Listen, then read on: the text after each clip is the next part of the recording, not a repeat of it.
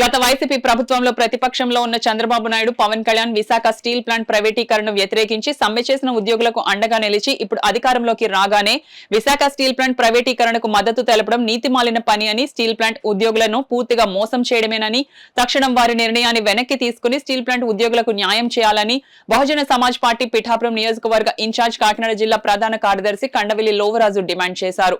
పిఠాపురం పట్టణం కత్తులగూడెం కమ్యూనిటీ హాల్లో ఏర్పాటు చేసిన మీడియా సమావేశంలో ఆయన మాట్లాడారు. వాళ్ళ గద్దెకెక్కనాకి స్టీల్ ప్లాంట్ ప్రైవేటీకరణ చేయకూడదు అని చెప్పేసి వైసీపీ ప్రభుత్వం ఖండించింది. మళ్ళీ వీళ్ళు అధికారం వచ్చిన తర్వాత స్టీల్ ప్లాంట్ వర్గీకరణ చేస్తానని కంకణం కట్టుకుంటుంది.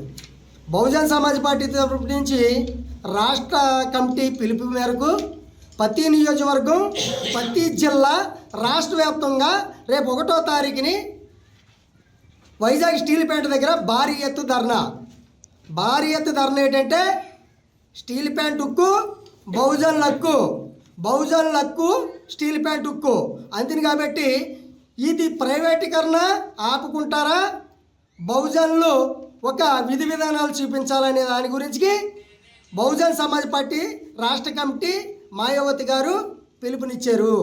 ఆ పిలుపు మేరకు ప్రతి జిల్లా, ప్రతి నియోజకవర్గం నుంచి వేల జనాలతో రేపు 1వ తారీఖుని స్టీల్ ప్లాంట్ దగ్గర భారీ ఎత్తులో ధర్నా జరుగుతుంది.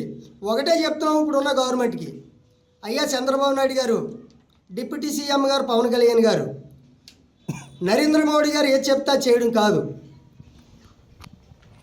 రాష్ట్రంలోనే అది పెద్ద ఫ్యాక్టరీ, అది ఒకటే ఉంది, చాలామంది చేశారు.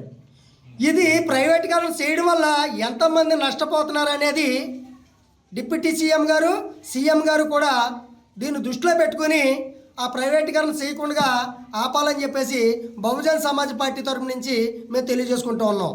లేని పక్షంలో మాయావతి గారే స్వయంగా వైజాగ్ వచ్చి ధర్నా చేస్తారు.